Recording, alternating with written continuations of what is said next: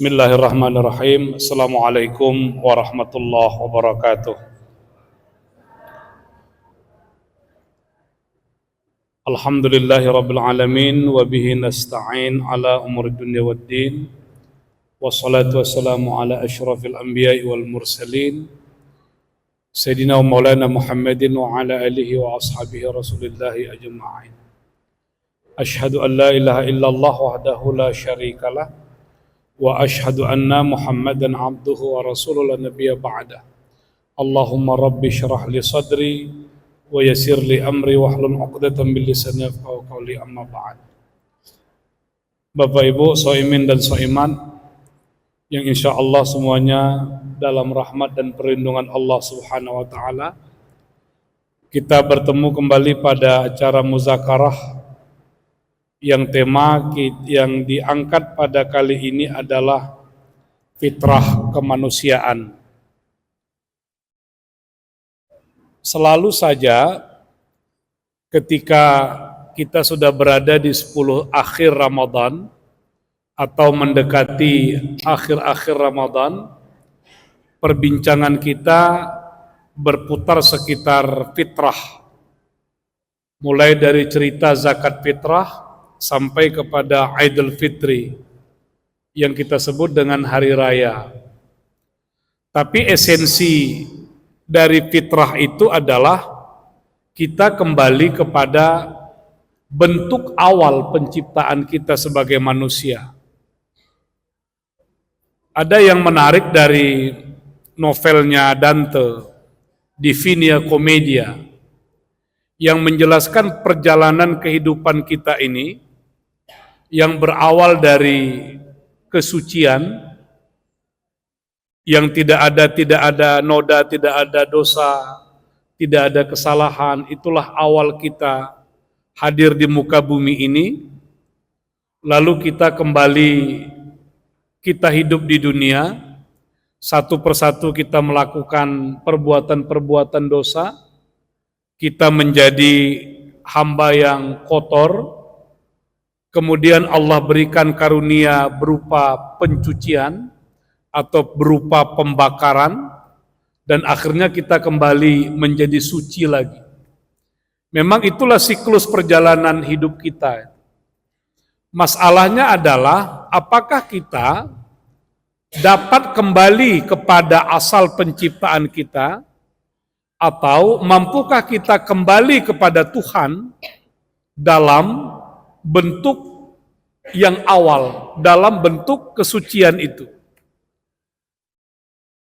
Kenapa orang yang meninggal dunia ketika jenazahnya mau kita hantar ke kuburan, itu selalu saja para ustadznya berkata, ya ayyatuhan nafsul mutmainnah, wahai jiwa yang tenang, irji'i ila rabbiki radiyatan mardiyah, kembalilah engkau kepada Tuhanmu dengan penuh keridhaan, dan Allah akan menyambutmu dengan keridhaan. Ini menarik Bapak Ibu. Ketika kita awal sekali itu disebut secara terpisah. Satu kali kita disebut ar-roh, tapi pada sisi lain kita disebut min sulalatin min tin, sulalatin min tin. Itu awal sekali. Ketika sel telur dengan sperma bertemu, lalu kita tumbuh dan berkembang di alam rahim, maka sering disebut itu dengan nama janin. Tapi begitu kita lahir ke muka bumi, kita disebut an-nas, manusia. Kita disebut al-insan, kita disebut hamba. Itu label, itu penyebutan kita saat ini. Tapi begitu kita meninggal dunia, kita tidak lagi dibilang manusia, tidak lagi dibilang al-ins, tapi dibilang an-nafs, disebut an-nafs. Kenapa disebut an-nafs? Karena memang yang abadi itu adalah jiwa. Sedangkan fisik ini, jasad ini, dia kembali ke tanah. Dia mengalami proses kimiawi. Dia akan menggelembung, dia akan meletus, dia akan pecah, Daging-daging kita akan berserak, yang tinggal hanya tulang. Tapi yang abadi itu adalah jiwa, an-nafs. Karena itu dalam pandangan Islam, kematian itu bukan ketiadaan, bukan the end, bukan musnah. Tapi kematian dalam Islam itu adalah perpindahan alam saja. Karena kita melanjutkan perjalanan itu, mulai dari alam azali, alam roh, alam rahim, alam dunia. Setelah alam dunia, alam barzakh. Setelah alam barzakh, alam akhirat, ada mahsyar. Jadi Bapak Ibu, perjalanan kita ini belum selesai. Perjalanan kita ini baru 3 alam saja. Dari alam azali, alam roh, sudah kita lewati, kita sudah berada di alam rahim. Jadi nggak ada ini di dalam masjid ini, nggak ada orang yang tidak melewati alam rahim. Semua kita terlahir dari ibu kita, itu alam rahim. Dan sekarang kita berada di alam dunia, dan akan segera menuju alam barzakh. Bedanya apa? Kalau alam dunia, jasad dengan fisik menyatu, karena itulah kita dikatakan manusia, tapi ketika masuk ke alam barzakh, fisiknya nggak boleh ikut. Fisiknya harus tinggal di bumi, fisiknya harus dikuburkan. Tapi an-nafsnya, itulah yang masuk ke alam barzakh. Apakah di alam barzakh ada kehidupan? Ada kehidupan. Sampai kapan hidup di barzakh? Sampai nanti kita mengalami kiamat. Oleh sebab itu betul kalau ada orang mengatakan hidup ini perjalanan, bukan pelarian. Jadi nggak usah lari-lari, jalan aja dari satu tahap ke tahap berikutnya itu. Nah, lagi-lagi diskusi kita itu adalah kalau kita terlahir dalam kesucian, ya, kalau kita terlahir dalam kesucian, saya mau garis bawahi di sini, tidak ada manusia yang lahir membawa dosanya. Islam menolak dosa asal. Kita tidak mengenal dosa asal. Manusia yang lahir itu semua dalam keadaan suci. Kullu mauludin yuladu 'alal fitrah. Anak zina sekalipun, jadi Bapak Ibu dalam fikih nggak ada anak haram. Istilah itu tidak dikenal. Yang dikenal adalah waladuz zina, anak zina. Untuk membedakan anak yang lahir dari proses perkawinan yang sah. Tapi dia bukan haram. Anak zina sekalipun terlahir dari ibunya, dia juga nggak membawa dosa apapun. Dia tetap suci, dia tetap bersih. Kalau begitu yang kejam itu siapa? Yang kejam itu kita.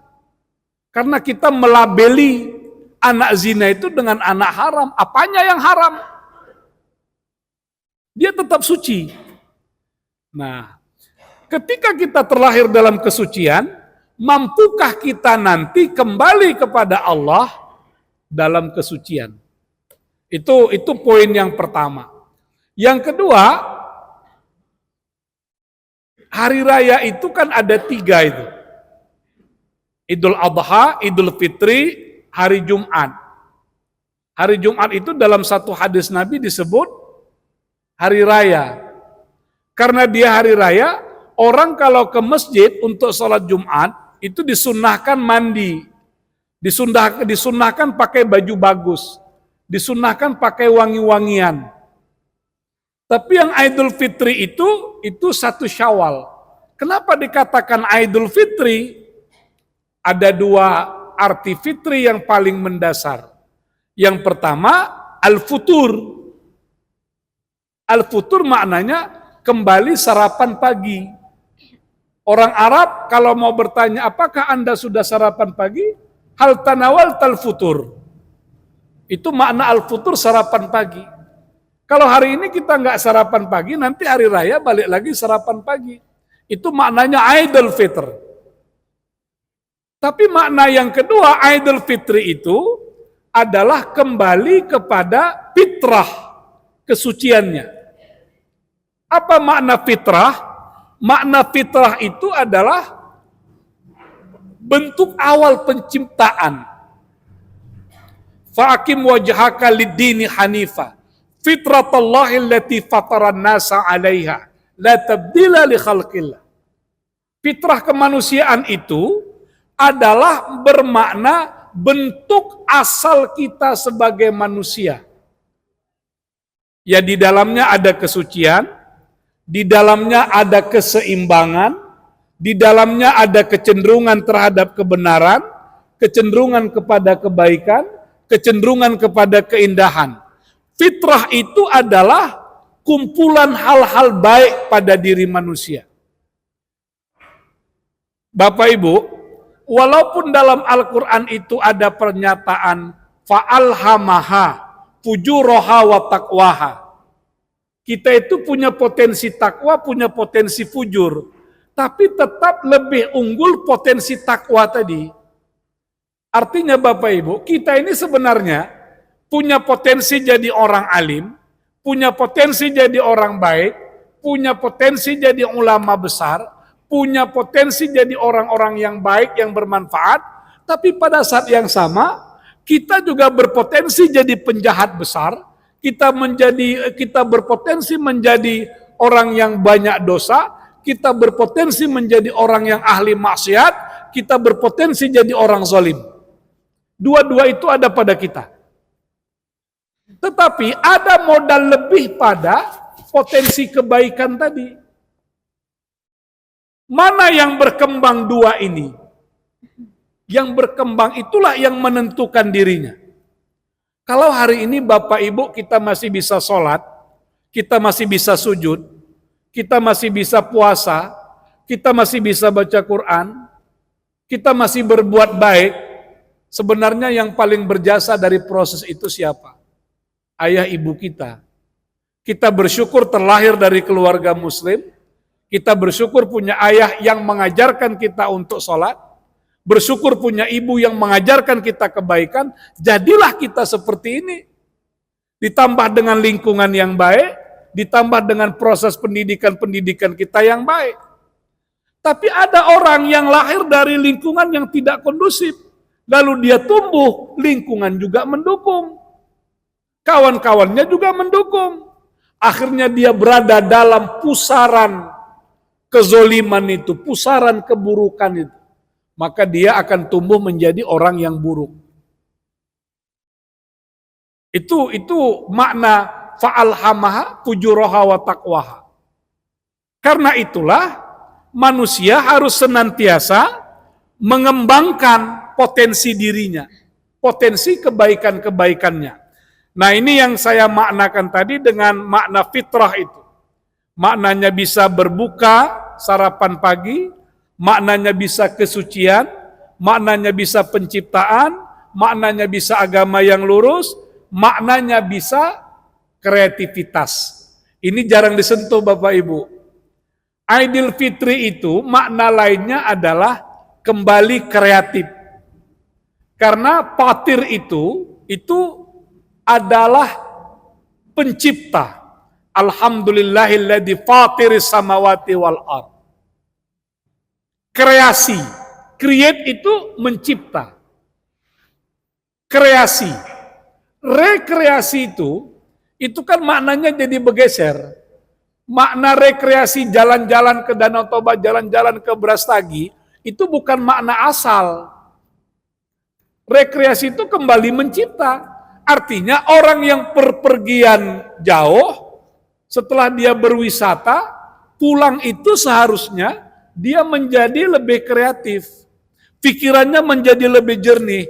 Maka dia bisa mencipta sesuatu. Itulah rekreasi itu.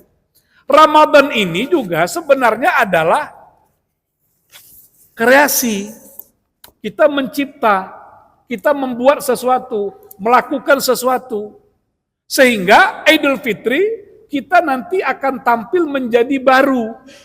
Wajahnya ya tetap begini, fisiknya ya tetap begini. Paling-paling itulah, mungkin kalau kita tengok kawan-kawan kita selama Ramadan ini, iya, udah agak kurus ku tengok sikit, itu dia. Udah agak langsing nih ku tengok. Itu yang langsing itu ya karena puasa. Nanti bisa jadi waktu lebaran balik lagi ngembang, balik lagi bengkak. Ya nggak apa-apa. Tapi jiwanya itu harus baru. Kenapa? Karena jiwa ini kita bawa berkelana, Bapak Ibu sekalian. Ketika baca Quran, jiwa kita berkelana menyelami ayat-ayat Allah. Ketika kita sholat, itu nggak tanggung-tanggung. Isya 4 rakaat, Ba'diyah Qobliyah 4 rakaat, 8. Tambah Tarawih 8, 16. Tambah witir 3, 19 rakaat. Itu luar biasa itu. Jiwa kita berkelana. Dia berwisata. Mendengar pengajian. Akhirnya begitu selesai Ramadan, harusnya kita memiliki jiwa yang baru.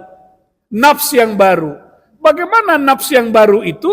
Nafs yang baru itu adalah nafs aslinya yang timbunan-timbunannya, kerak-kerakan nafs itu menjadi tersingkir, sehingga yang tampak adalah keasliannya.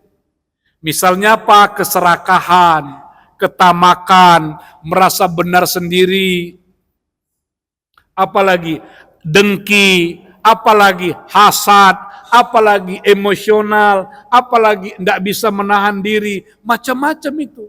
Itu disingkirkan satu persatu pada Ramadan ini, sehingga nanti dia nampak wujud aslinya. Wujud aslinya itulah yang kita sebut dengan fitrah kesucian itu. Apakah puasa itu bisa membuat seperti itu? Jawabannya tergantung puasanya juga.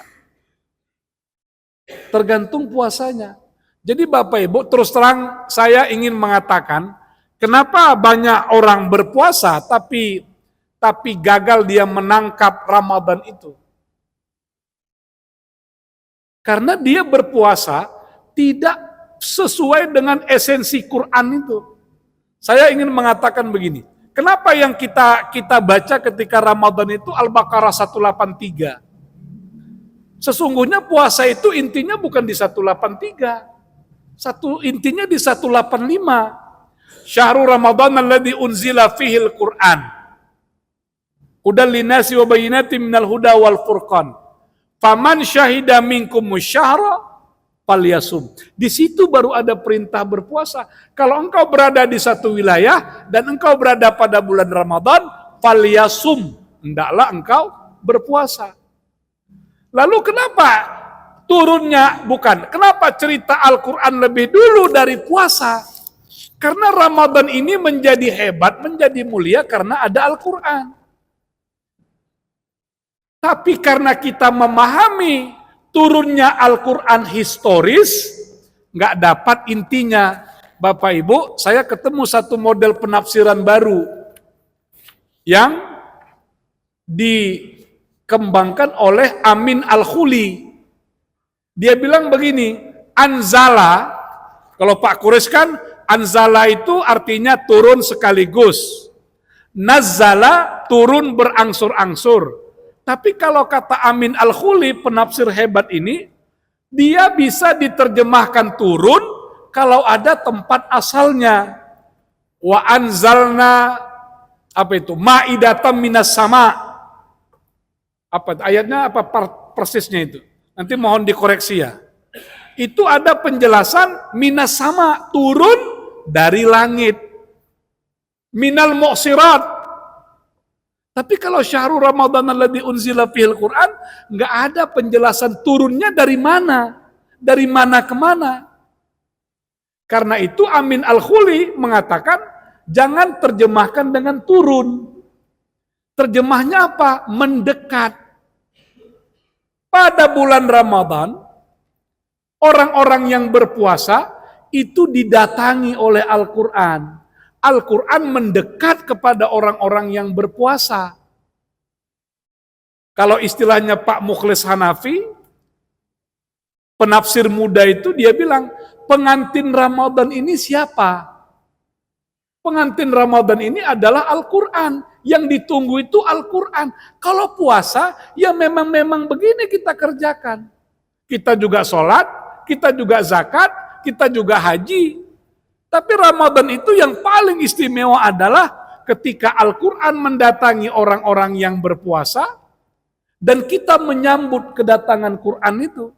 Kita memeluk Al-Quran itu. Kita berinteraksi dengan Al-Quran. Bapak Ibu, ini renungan terakhir. Nanti kalau mau diskusi. Coba renungkan dalam hidup kita seumur ini, ada 40, ada 50, ada 60 tahun, coba rasakan dari 6.000 sekian ayat manakah yang paling berpengaruh pada hidup kita? Kalau Bapak Ibu bisa menjawab itu, saya angkat tangan. Dan saya mengatakan selamat, berbahagialah. Saya mau ambil contoh. Apa yang membuat seorang Kristen berubah menjadi taat, menjadi spiritualitasnya tinggi?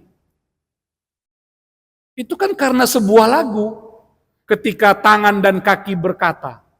Lagu itu ditulis oleh Taufik Ismail. Taufik Ismail dapatkan lagu itu dari mana? Diinspirasikan oleh surah Yasin ayat 65. Al-yawma nakhtimu ala afwahim wa tukallimuna aydihim wa tasyhadu arjuluhum. Satu ayat itu bisa. Maka ceritanya itu begitu Krisye membaca teks atau membaca bait-bait itu, dia terguncang. Dia coba latihan, dia nangis, gak bisa baca lagi, gak bisa nangis lagi. Dia tanya ke Taufik, ini kok begini lagunya? Dijawab, itu diinspirasikan oleh surah Yasin. Karena Taufik Ismail juga hampir 3 minggu mencari inspirasi, nggak dapat. Sampai akhirnya ketemu dengan surah Yasin itu. Satu ayat. Akhirnya ketika Krisye bisa mencoba melakukannya, itulah satu-satunya lagu yang diambil hanya sekali rekaman saja. Tidak berulang-ulang. Nggak ada editnya. Jadi nanti kalau Bapak Ibu kita semua putar lagu ketika tangan dan kaki berkata, itu suara aslinya Krisye. Tidak ada editan. Tapi satu lagu itu yang berasal dari Al-Quran, itu membuat dirinya betul-betul terguncang. Satu. Yang kedua, Ahmad Dahlan. Kiai Haji Ahmad Dahlan. Kenapa Muhammadiyah sebesar itu? Kenapa Muhammadiyah sehebat itu? Dia punya universitas di mana-mana. Dananya, uangnya banyak. Jangan lihat sekarang. Tapi lihat bagaimana seorang Kiai Haji Ahmad Dahlan mendirikan Muhammadiyah. Dan itu awalnya diinspirasikan satu surah. Al-Ma'un. Ara'aital ladzi yukadzibu biddin. Nanti coba cek Bapak Ibu sekalian. Jeffrey Leng. Itu bukunya banyak diterjemahkan, profesor matematika. Di mana dia terpesona dengan Al-Quran yang menghantarkannya memeluk Islam. Ketika dia membaca dialog Al-Baqarah 30 antara Adam, malaikat kepada Allah Subhanahu wa taala. Umar bin Khattab. Apa yang membuat Umar berubah? Apa yang membuat Umar memeluk Islam? Itu hanya satu surah saja. Ketika adiknya membaca surah Toha.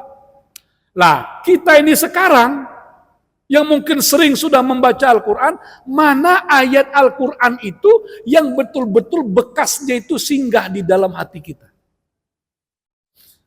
Kalau ada yang bertanya, Ustadz nanya gitu ke kami nanya ke Ustadz.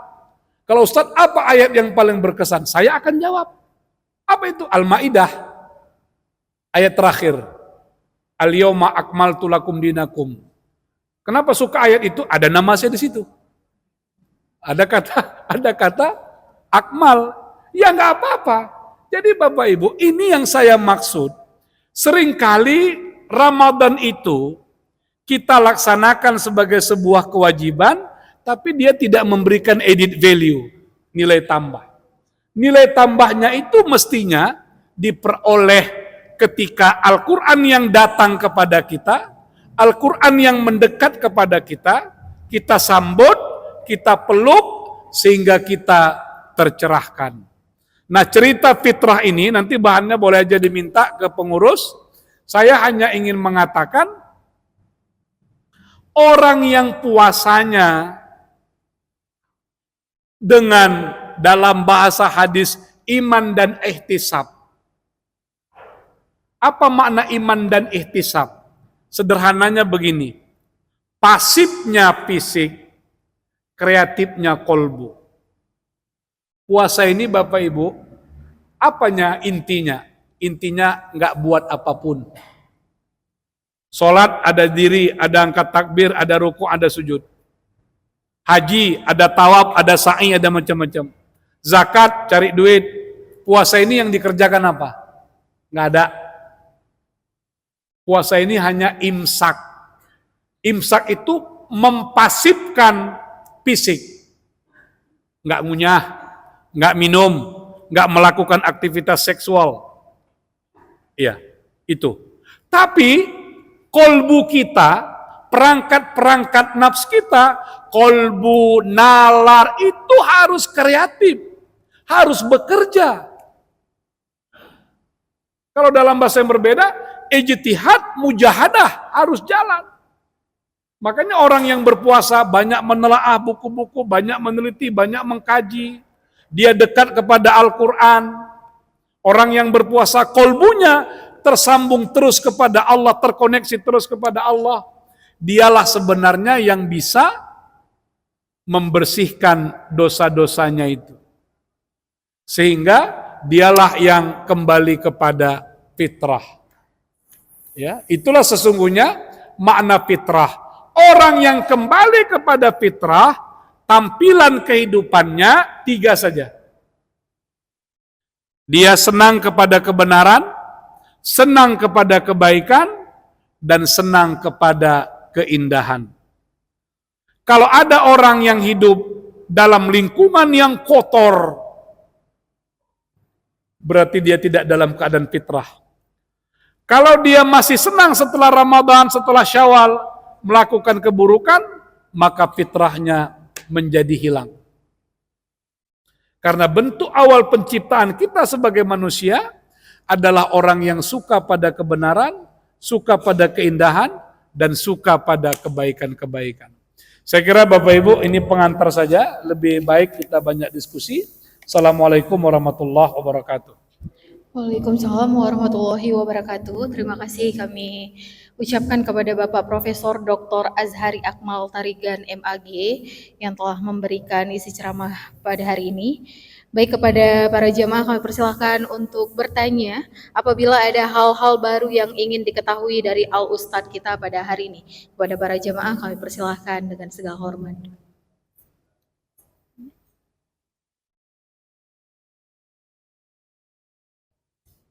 Baik, kepada Bapak Dr. Abrar kami persilahkan.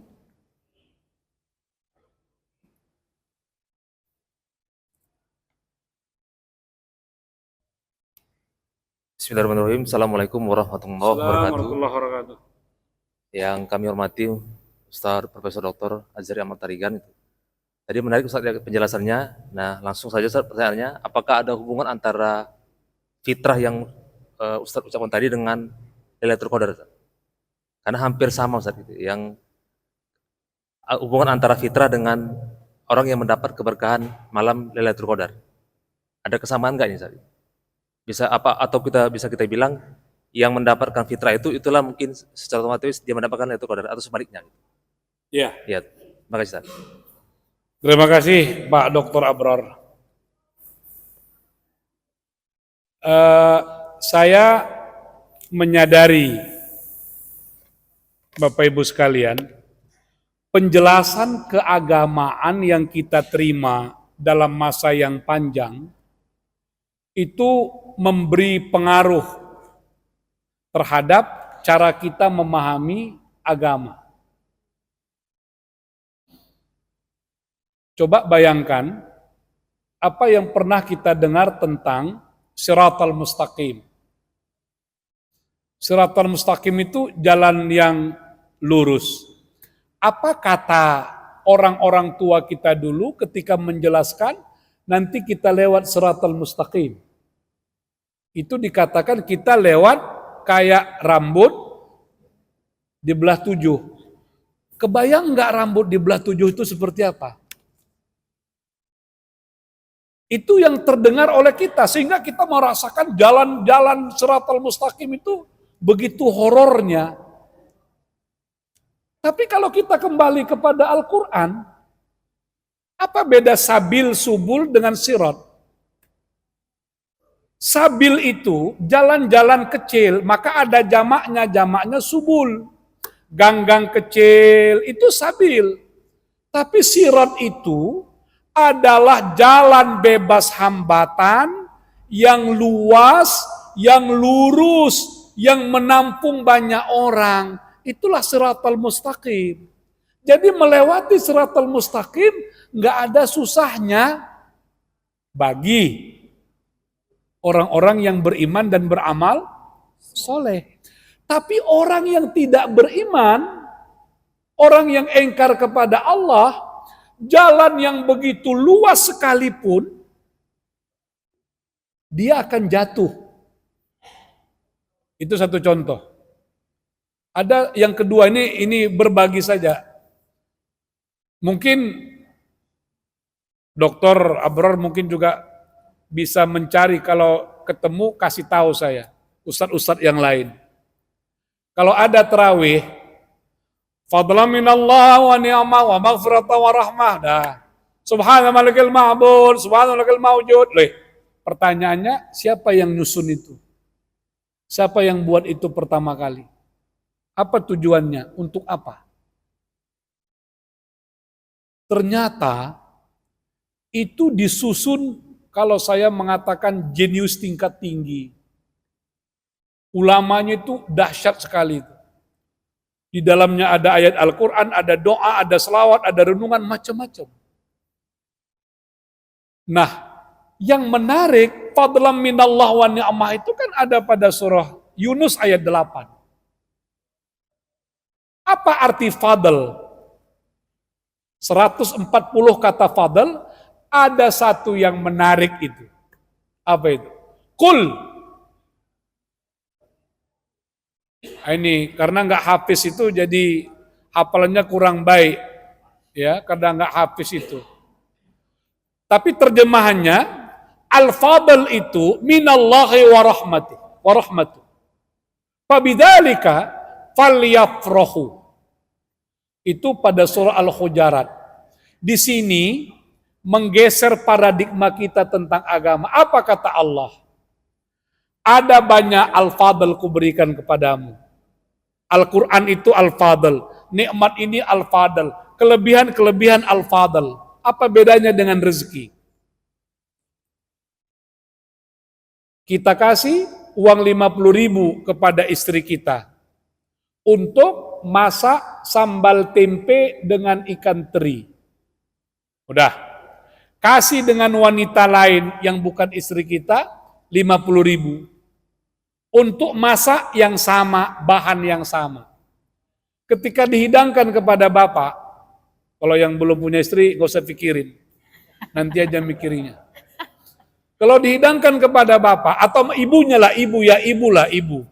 Kalau yang belum punya istri, adik-adik ibunya. Ini hidangan istri kita, hidangi ibu kita, ini dihidangkan oleh orang lain atau penjual rumah makan. Mana yang paling enak itu? Mana yang paling enak? Masakan istri, masakan ibu. Kenapa mereka enak? Karena memasaknya dengan cinta. Kira-kira begitu.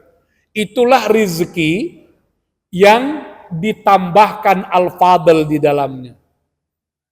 Kenapa setiap kita makan masakan istri kita, bertambah sayang kita?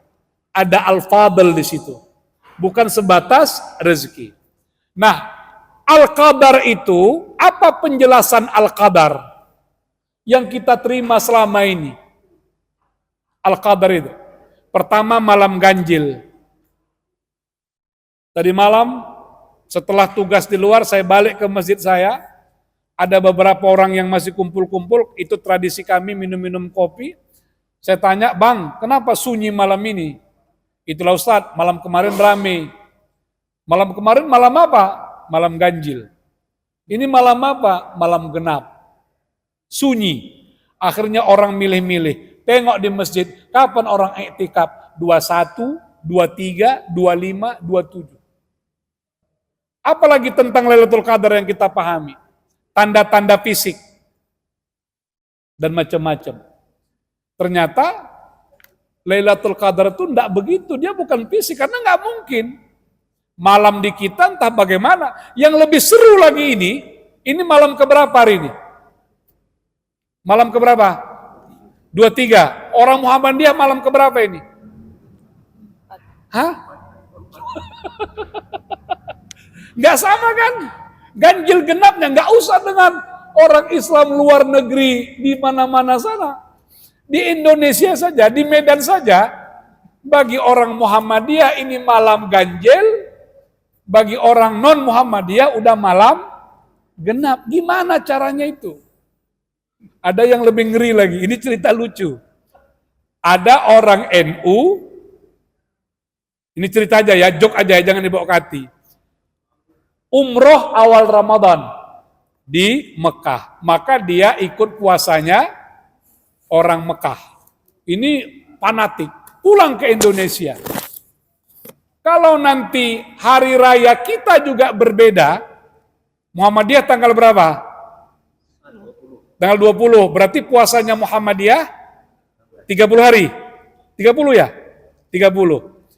Kalau puasanya, katakanlah hari raya orang NU-nya atau pemerintahnya tanggal 21, beda lagi kan? Awal puasa beda, rayanya juga berbeda kan? Orang NU yang awal Ramadan puasa ikut Arab Saudi, lalu dia ikut NU ketika di Indonesia, berapa hari puasanya? 31 hari. Tapi nggak usah diambil hati, itu jok-jok aja, itu jok-jok aja. Karena sebenarnya orang NU itu suka jok dia, suka santai-santai aja lah bicara agama. Itu yang kita pahami Lailatul Qadar. Padahal tidak. Malam itu, kalau dari sisi fisik, dari jam sekian sampai jam sekian. Tapi makna al-lail itu dalam Quran adalah libas. Selimut yang membuat kita nyaman, yang membuat kita tentram. Malam itu dalam tanda petik tidak bisa dibatasi oleh gelap atau terang. Tidak bisa dibatasi oleh jam atau apa. Tapi malam itu dalam makna ketika malaikat hadir bersama kita, dia dekat kepada kita, dan kita menemukan pencerahan-pencerahan. Nanti boleh dicek, apa tanda orang dapat Lailatul Qadar itu. Bukan aneh-aneh ternyata. Saya dulu pernah baca, katanya ini dinukilkan dari Hamka. Saya harus hati-hati karena ada rekamannya ini. Katanya Sultan Takdir itu, tahu kan Sultan Takdir Ali Syahbana, itu kan paling susah menerima agama. Karena orangnya amat sangat rasional. Lalu dia naik pesawat ke mana? Ke Italia atau kemana? Pesawatnya jatuh. Tapi dia selamat. Kala itu dia berpikir, rasionya seharusnya dia mati. Tapi dia masih hidup. Sejak itulah dia kembali, return, kembali kepada agama. Dia menjadi taat, dia menjadi soleh. Mengapa? Dia menemukan sesuatu pencerahan dalam hidupnya yang membuat ia berubah. Oleh karena itu Lailatul Qadar itu siapapun yang mendapatkan pencerahan-pencerahan yang membuat dia berubah menjadi lebih baik, itulah sebenarnya Al-Qadar itu. Apakah kaitannya dengan fitrah? Ya tetap ada kaitan dengan fitrah itu. Kalau dengan itu dia kembali menyadari posisi dirinya, dia merasakan kehadiran Allah dalam kehidupannya, dia menjaga dirinya, dia bersih, itulah yang disebut fitrah itu. Jadi Bapak Ibu sekalian, Ramadan ini sekali lagi bukan amalia fisik, tapi kolbu, menghidupkan kolbu, menyuburkan an-nafs sehingga dia kembali ke asalnya. Sampai dia kembali kepada asalnya.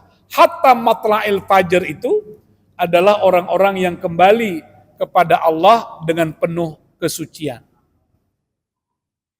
Saya kira itu, Ustadz. Ada lagi Bapak Ibu?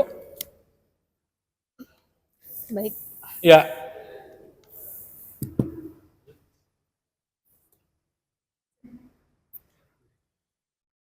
Assalamualaikum. Oh ya. Assalamualaikum warahmatullahi wabarakatuh. Assalamualaikum. Yang saya hormati Ustadz, izin bertanya karena tadi menyinggung terkait Al-Quran yang membawa hidayah kepada hati manusia. Pertanyaannya seperti ini Ustadz, bagaimana tipsnya di kehidupan kita ini supaya menata kehidupan kita ini menjadi kehidupan yang Qurani gitu Ustadz. Karena kita kan di kehidupan ini banyak berkecimpung di dunia yang kadang-kadang yang saya rasakan sendiri, bahkan ketika ingin membaca Quran saja muncul sedikit rasa malas. Kemudian jika kita sudah sampai pada tahapan ingin menghafal satu ayat baru, bisa jadi minggu depan atau bulan berikutnya itu hafalannya sudah lupa. Dan yang lebih susah lagi, bagaimana kita implementasikan Al-Quran di kehidupan kita sehari-hari gitu. Mohon tipsnya bagaimana. Terima kasih. Assalamualaikum warahmatullahi wabarakatuh. Ya, sekaligus saja deh.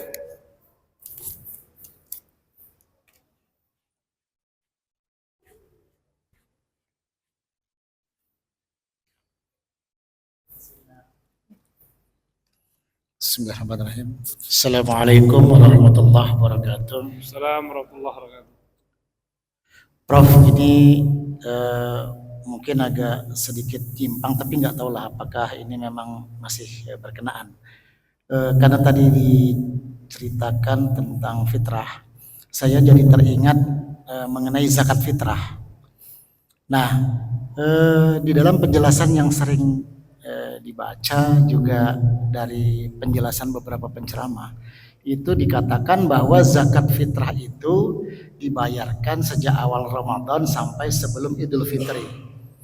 Kemudian ketika zakat fitrah itu dibayarkan sebelum Idul Fitri, disampaikan alasannya bahwa zakat fitrah itu diharapkan bisa memenuhi kebutuhan hari raya.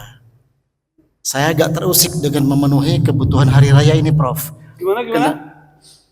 Diberikan penjelasan bahwa ketika dibayarkan sebelum hari raya, ini dimaksudkan untuk memenuhi kebutuhan hari raya si penerima zakat fitrah itu. Saya agak terusik dengan kata-kata memenuhi kebutuhan hari raya itu. Apakah tidak ada bahasa yang lain? Karena kalau kita lihat faktanya, kalau diberikanlah zakat fitrah itu senilai 2,7 kg beras. Kemudian si penerima zakat fitrah tadi dia menerima itu, maka rasanya 2,7 kg beras itu mungkin bagi mustahik itu tidaklah bisa memenuhi kebutuhan hari raya. Karena kebutuhan hari raya itu mungkin bukan cuma beras. Mungkin itu juga yang berkembang di Indonesia ini, bayar zakat fitrah itu bisa dengan uang misalnya kan. Nah, ini mungkin Prof bisa kasih arahan atau penjelasan mengenai memenuhi kebutuhan hari raya ini, karena pendistribusian zakat fitrah itu kan bentuknya kalau memang beras atau makanan utama, mungkin kebutuhan utamanya di saat hari raya itu bermacam-macam, berbeda-beda. Mungkin dari segi literasi bahasa saja ini yang perlu kita berikan penjelasan, karena hampir sering kita dengarkan bahwa pembayaran zakat fitrah sebelum hari raya itu dimaksudkan agar bisa memenuhi kebutuhan si penerima zakat. Demikian, Assalamualaikum warahmatullahi wabarakatuh. Waalaikumsalam. Terima kasih Ustadz. Saya jawab dari pertanyaan terakhir ya. Ibadah wajib itu hakikatnya adalah ibadah yang minimalis. Minimalis itu. Sholat 5 waktu itu wajib. Itu saja pun lepas. Zakat itu saja pun kita bayar, zakat mal, zakat fitrah, lepas. Haji sekali saja pun lepas. Puasa, Ramadan aja pun berpuasa, lepas. Itu yang saya katakan minimalis tadi. Minimalnya ibadah dalam Islam itu, kerjakan yang wajib. Habis. Kalau dia hanya puasa Ramadan, setahun sekali, padahal tiap bulan, ada puasa Senin Kamis, ada puasa Yaumul Bid, dah. Zakat, ada infak, ada sedekah, ada wakaf. Haji, ada umroh.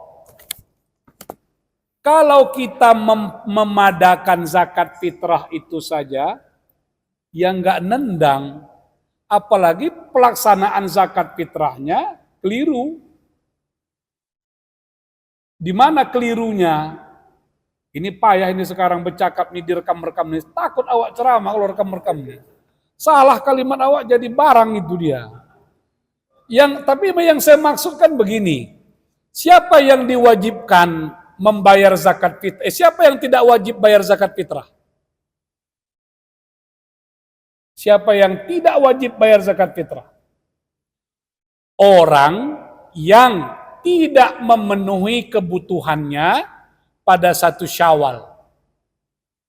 Pada 1 Syawal dia nggak punya apa-apa. Dia nggak wajib. Tapi bagi orang yang memiliki kemampuan itu, kalau dia sudah bisa bayar zakat fitrah, di rumahnya ada sirup kurnia, ada kacang tujin, dia layak nggak diberi zakat fitrah lagi? Enggak. Bahwa ada asnaf 8, iya, tapi itu sudah ada taksisnya. Zakatul fitr itu tuhratan lis-shaim wa tu'matan lil masakin. Zakat fitrah itu konsumtif. Maka jangan ngarang-ngarang zakat fitrah untuk pemberdayaan ekonomi, nggak ada itu. Zakat fitrah itu konsumtif. Tujuannya sesaat. Nabi pengen 1 Syawal jangan ada orang menangis karena nggak ada yang mau dimakan. Nggak ada bajunya, nggak bergembira. Itu intinya, itu aja targetnya. Zakat fitrah itu. Makanya Amil janganlah dapat zakat fitrah. Apa Amil dapat zakat fitrah? Itu satu hal. Kan boleh Ustadz? Boleh. Kita ini bicara pada tataran etik, pada tataran adab. Maka tugas UPZ atau yang namanya panitia zakat fitrah, sebenarnya panitia zakat fitrah itu pun nggak ada nama itu. Yang boleh memungut zakat itu Basnas, UPZ paling bawah. Tugas dia mencari orang-orang di sekitar ini, di sekitar masjidnya, di sekitar lingkungannya, siapa yang kehidupannya paling parah. Saya di mana-mana ceramah, Pak, hati-hati dengan menara yang tinggi. Semakin tinggi menara, semakin besar tanggung jawab masjid. Kalau ada menara masjid, azannya menembus 50 rumah di sana. Pada rumah ke-48, ada orang yang perutnya ini udah kosong, nggak makan 2 hari. Ada yang sakit di sana, nggak ada yang peduli. Apakah ada arti orang sujud di masjid itu? Nggak ada artinya, Pak. Itulah fawailul musallin itu. Maka orang yang sholat ke masjid, dia berjalan telinganya tajam, matanya tajam untuk melihat orang di sekitarnya, jangan ada orang yang sengsara. Zakat fitrah juga begitu. Carilah orang yang benar-benar. Saya punya pengalaman itu waktu di kampung dan di banyak tempat, diberikan pada malam hari raya. Jam 12 udah mulai kumpul orang tuh. Kemana mau dibagi? Semuanya merenung. Oh, sianu, tulis. Oh, sianu anak yatim, tulis. Oh, sianu janda, tulis. Begitu cara kita. Mudah-mudahan udah banyak berubah sekarang masjid di Kota Medan. Masjid itu punya data yang valid ya tentang orang-orang miskin di seputarnya. Dia hanya merubah, memperbaiki data-data itu. Ada nggak peningkatan dari tahun lalu? Itulah yang diberi. Satu hal itu Pak Ustadz. Yang kedua, jangan berhenti pada zakat. Tapi harus ada infak, ada sedekah. Sekarang saya mau katakan begini, nggak usah repot-repot mengukur harga beras. Ada satu masjid, panjang kali daftar pembayaran zakatnya. Dari beras kelas bawah, kelas tengah, kelas sedang, sampai kelas premium. Beda-beda semua. Sekarang nasi nggak lagi makanan pokok. Saya nggak makan nasi lagi sekarang. Karena kembang terus badan itu. Jadi apa yang dimakan? Telur. Jadi makanan pokok saya jadi apa? Kalau ada orang makanan pokoknya salad buah, salad sayur. Itu berapa kalau 2,7 kilogram itu? Besar. Makanya Basnas mengeluarkan nisab. Zakat fitrah itu per orang 47.000. Itu aja diikut. Gak usah lagi tanya, yang di rumah beli beras apa gitu. Apalagi awak yang tiap hari di kantor ini, kadang makan beras ini berarti macam-macam. 47.000. Nah, yang jadi masalah adalah seseorang bayar zakat fitrah untuk dirinya. Dikasihkannya lah uang 50.000. Zakat tadi berapa? 47. Panitianya pun bingung, kenapa wak ni tak bangkit-bangkit? Kenapa wak ni tak minta izin dia mau pulang? Rupanya nunggu kembalian 3.000. Bayangkanlah itu. Harusnya zakat fitrah kita 47.000, infak kita 100. Jadi yang dimaksud Menteri Agama itu yang selip itu kemarin itu sebenarnya. Kalau zakat itu terbatas, ada nisabnya, ada haulnya. Kalau belum sampai nisab, orang nggak kena zakat.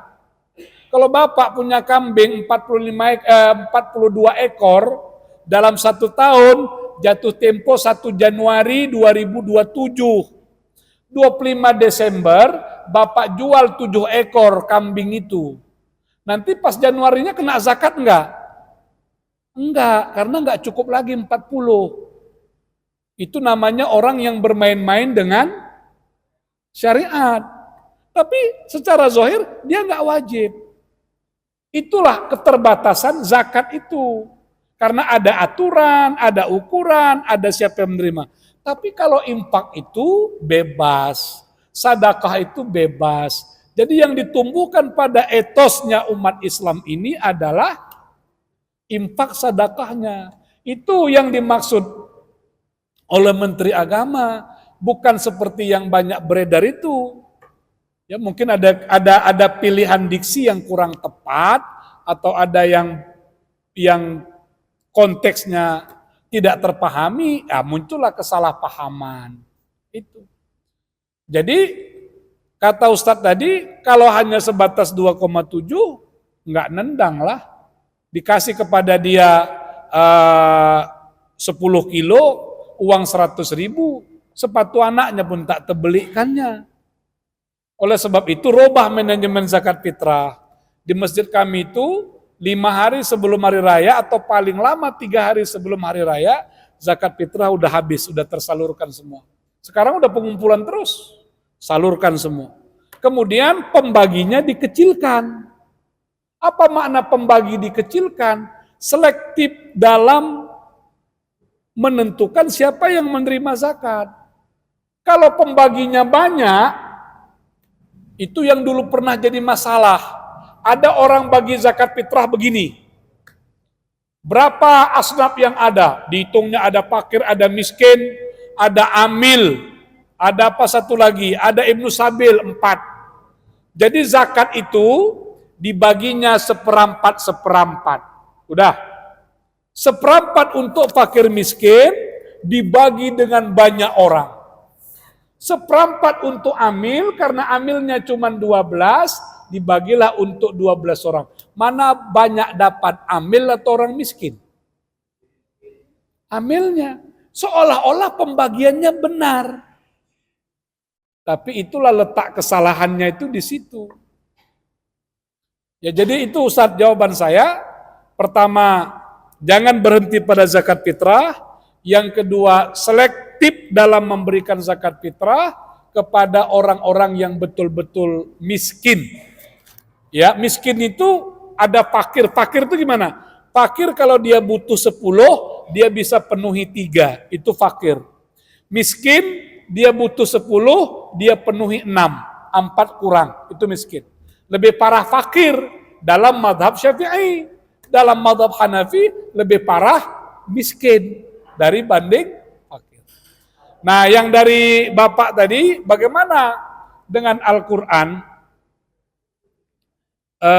Begini Pak, saya pun susah mencari jawabannya. Kenapa kita kalau membaca WhatsApp, melihat Facebook, men-scroll ini, berapa lama kita bisa tahan? Tapi kenapa dengan Al-Quran tidak begitu?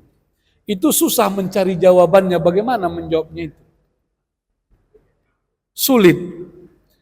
Oleh karena itu dalam pandangan saya, harus ada komitmen dalam hati. Harus ada pemaksaan diri. Ya, pemaksaan diri. Nggak mungkin tanpa dipaksakan diri ini. Orang jadi soleh, orang jadi baik, tidak mungkin tanpa dipaksakan. Nggak ada orang yang tiba-tiba jadi rajin tahajud, nggak ada. Dia paksa dirinya bangun tahajud. Dia sholat tahajud. Dia rasakan kenikmatan tahajud. Barulah tahajud menyatu pada dirinya. Kita harus paksa diri Pak, membaca Al-Quran. Dia jadi program. Setiap hari aku harus baca Quran 1, 2, 3 ayat. Dia jalani itu rutin. Sampai dia merasa aktivitas itu menyatu pada dirinya. Setelah itu, barulah dia melangkah kepada berikutnya. Lihat terjemah, lihat tafsir, memikirkan sendiri, itu. Karena Al-Quran beda dengan dengan buku-buku lain. Al-Quran itu adalah kalam Allah. Maka ayahnya ayahnya Muhammad Iqbal itu pernah berkata kepada anaknya Iqbal, pembaharu dari Pakistan. Dia bilang begini, anakku, bacalah Al-Quran seolah-olah ia diturunkan kepadamu. Itu nasihat ayahnya luar biasa. Bacalah Al-Quran seolah-olah dia diturunkan kepada kita. Kalau kita mau ekstrim, kalau ingin mendengar apa yang ingin dibicarakan Allah pada kita, bacalah Al-Quran. Karena Al-Quran bukan kalam Muhammad, itu kalam Allah. Kalau orang sudah sampai pada level ini, bahwa Allah itu bicara kepadanya lewat Al-Quran, maka dia tinggal melazimkan, merutinkan membaca Al-Quran. Memahami maknanya. Nah, yang kedua, guru saya, Profesor Amir Nuruddin, dulu tinggalnya di Tembung, sekarang udah pindah ke Tangerang kalau saya tidak keliru, itu pernah bilang kepada kami, ada satu kalimat dari Ali atau dari mana? Istantikil Quran. Apa makna istantikil Quran itu? Biarkan Al-Quran bicara kepadamu. Kalau kita terlalu sibuk dengan dunia ini, kapan Al-Quran mau bicara kepada kita? Gimana caranya itu? Bacalah Al-Quran, lihat terjemahannya, lihat tafsirnya, lalu renungkan apa sebenarnya yang diinginkan itu. Yang ketiga, apakah Al-Quran hanya dipahami oleh doktor tafsir dari Al-Azhar?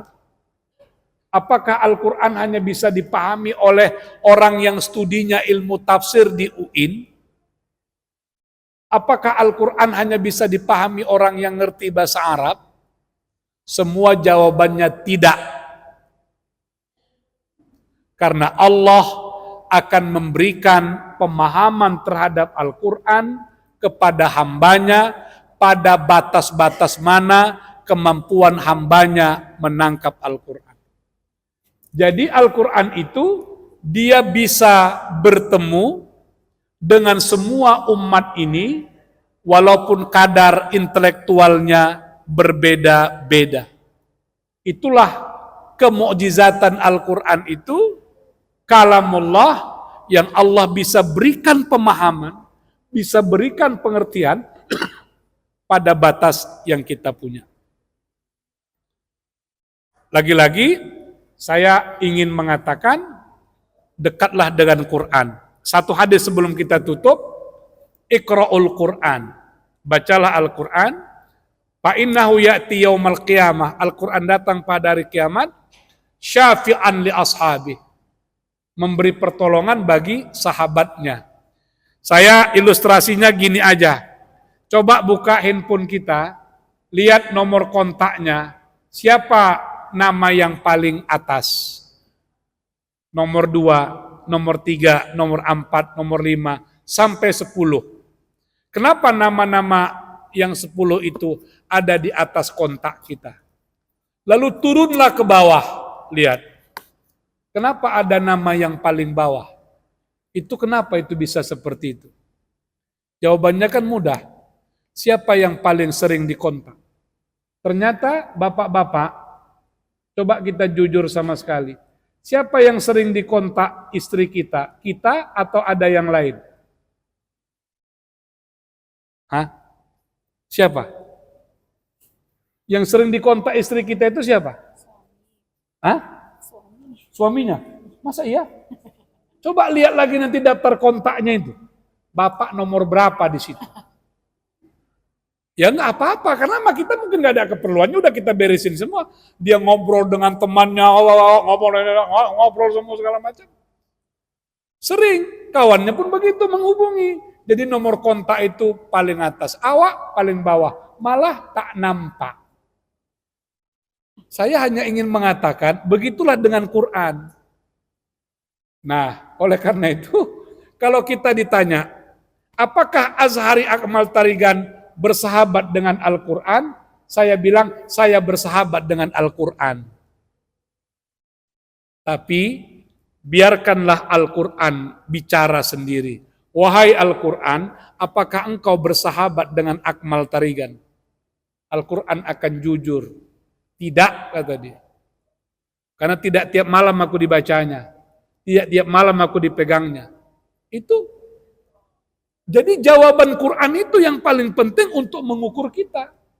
Kita merasa bersahabat dengan Al-Quran, tapi Al-Quran tidak merasa bersahabat dengan kita. Namun, kalau interaksinya terus dengan Al-Quran, itulah yang disebut sahabat. Nanti Pak, bisa cari di internet, ada 2 buku yang bagus, penulisnya berbeda, ulama internasional. Syekh Yusuf Al-Qaradawi, Syekh Muhammad Al-Ghazali. Keduanya menulis kitab, judulnya sama. Ketika diterjemahkan ke Indonesia, terjemahnya beda-beda. Apa judulnya? Kaifa nata'ammal ma'al Qur'an. Bagaimana berinteraksi dengan Al-Quran. Kalau buku Yusuf Al-Qaradawi, terjemahannya persis asli dari teks Arab itu. Kaifa nata'ammal ma'al Qur'an, bagaimana berhubungan dengan Al-Quran. Di situ dijelaskan, tapi intinya bergaullah dengan Al-Quran, bertanyalah dengan Al-Quran. Kita bisa bertanya dengan AI, padahal kita juga bisa bertanya dengan Al-Quran, dan jawaban itu ada di dalam Al-Quran. Wallahu a'lam bishawab. Assalamualaikum warahmatullahi wabarakatuh. Waalaikumsalam warahmatullahi wabarakatuh.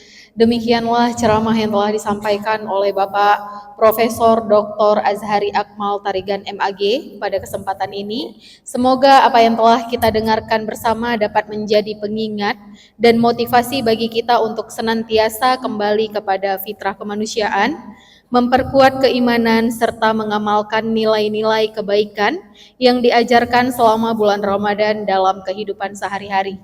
Atas nama moderator, saya Zarina Alvan dari SPSI mengucapkan terima kasih kepada Bapak narasumber atas ilmu dan pencerahan yang telah diberikan, serta kepada seluruh hadirin yang telah mengikuti kegiatan ini dengan penuh perhatian. Semoga Allah Subhanahu wa taala senantiasa membimbing langkah kita semua dalam menjaga kesucian hati dan amal setelah Ramadan berlalu. Akhirnya kita sampai di penghujung acara, yaitu berdoa bersama yang akan dipimpin langsung oleh Bapak Profesor Dr. Azhari Akmal Tarigan MAG. Sebelum kita berdoa bersama, saya selaku moderator, jika terdapat kesalahan kata ataupun sikap yang tidak berkenan di hati Bapak Ibu sekalian, saya memohon maaf yang sebesar-besarnya. Akhir kata, pergi ke masjid menunaikan ibadah, singgah sejenak membaca Al-Quran. Ramadan hadir membawa berkah, semoga kita kembali suci dalam iman. Wabillahi taufiq wal hidayah. Wassalamualaikum warahmatullahi wabarakatuh.